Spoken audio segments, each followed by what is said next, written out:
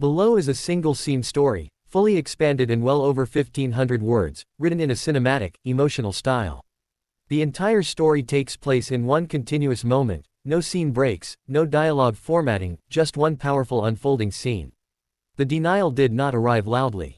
It came quietly, in the way humiliation often does, wrapped in politeness, disguised as procedure, delivered with a smile that never reached the eyes.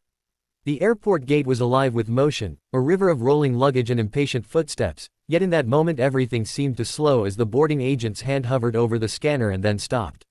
The woman standing before the counter had already extended her boarding pass, her posture calm, her expression composed, the kind of stillness that comes from years of learning not to react too quickly. She wore a tailored navy coat, simple gold earrings, and carried herself with a confidence that did not seek attention. First-class boarding had just been announced, and she had stepped forward with the rest of the small group, blending in without effort. But something in the agent's eyes shifted the instant the name appeared on the screen. There was a pause, too long to be accidental. The agent's fingers tapped the keyboard once, twice, then stopped again. Around them, passengers continued moving, boarding passes beeping cheerfully as others were waved through. The woman waited, patient, accustomed to delays, accustomed to systems that moved slowly when they wanted to. The agent finally looked up, her smile tightened, and she gestured slightly to the side, indicating that the woman should wait. No explanation was offered, no apology, just a subtle redirection, as if this were the most natural thing in the world. Minutes passed. The first-class line thinned. A man in a wrinkled blazer was waved through without hesitation. Another passenger laughed with the agent, exchanging small talk, then disappeared down the jet bridge. The woman remained standing to the side, her boarding pass still in her hand, the unspoken question hanging in the air. She glanced at the screen behind the counter, which still read first-class boarding in bold letters.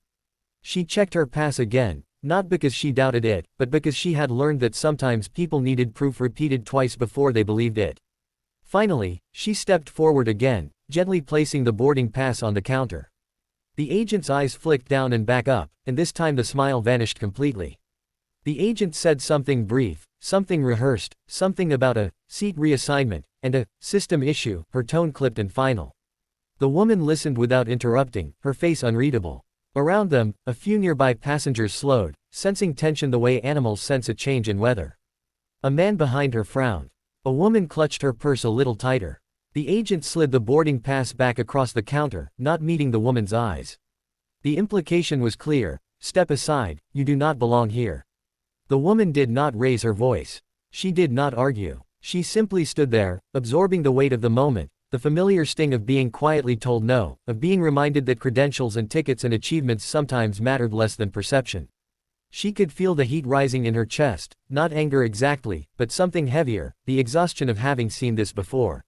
She stepped aside once more, this time fully out of the boarding lane, and watched as the final first-class passengers were waved through. The gate area grew quieter as the general boarding groups were announced. People glanced at her, some with curiosity, some with discomfort, some with indifference. She felt invisible and hyper-visible all at once, standing there with a first-class ticket that suddenly seemed theoretical. What no one around her knew, what the agent certainly did not know, was that this woman had spent her life mastering moments like this. She had learned early that power did not always announce itself, that the most influential people in a room were often the quietest. She had built a career not on loud declarations but on precision, on preparation, on knowing exactly when to act. The airport noise washed over her as she reached into her coat pocket and withdrew her phone, her movements unhurried. She did not rush. Rushing would suggest desperation, and she was not desperate. She scrolled calmly, thumb moving with practiced ease, and selected a contact saved simply under a first name. The phone rang once, then twice, then connected. She did not step away. She did not lower her voice. She spoke softly, efficiently, relaying facts without embellishment: the flight number, the gate, the boarding issue. Her expression remained composed, but her eyes were sharp now, focused. Whatever was being said on the other end caused her to nod once, slowly, as if confirming something she already knew. As she ended the call, the agent glanced up briefly, irritation flickering across her face at the sight of the woman still standing there. The general boarding announcement echoed overhead. A line began to form again, longer this time, messier. The woman remained exactly where she was, just to the side of the counter, neither obstructing nor retreating. She was waiting. The change came subtly at first. A supervisor approached the gate, her stride brisk, her expression serious.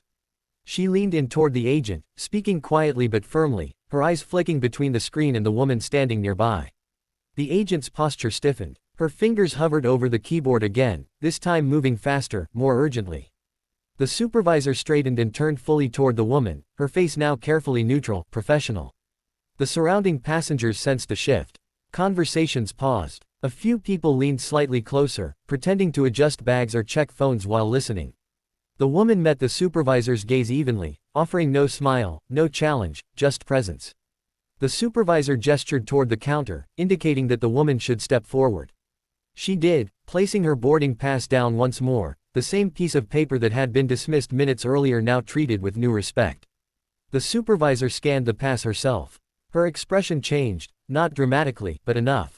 A subtle tightening around the eyes, a brief inhale. She glanced at the agent, then back at the woman. Something unspoken passed between them, a recalibration of assumptions.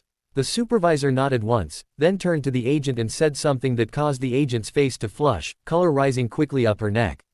The agent reprinted something, hands shaking just slightly, and slid a new boarding document across the counter.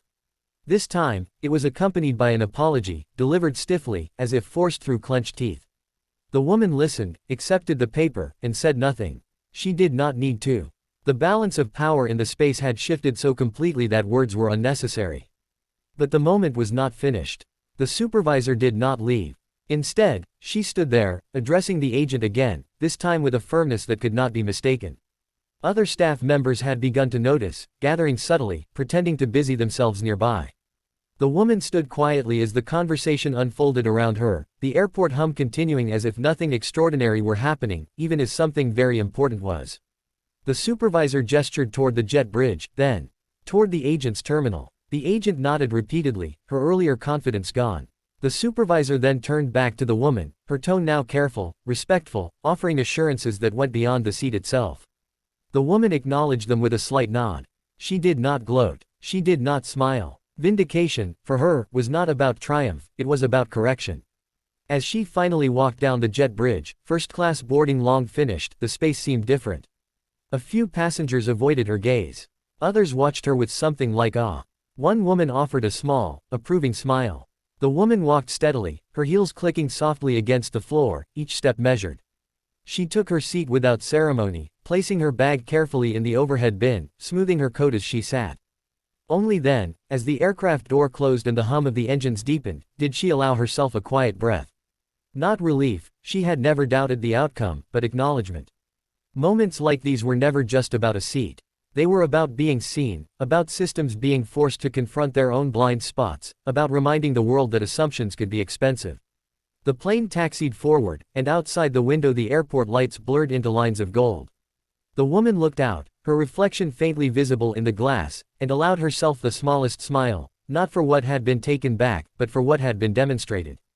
Power did not need to announce itself. Sometimes, it simply waited, made one call, and let the world adjust accordingly.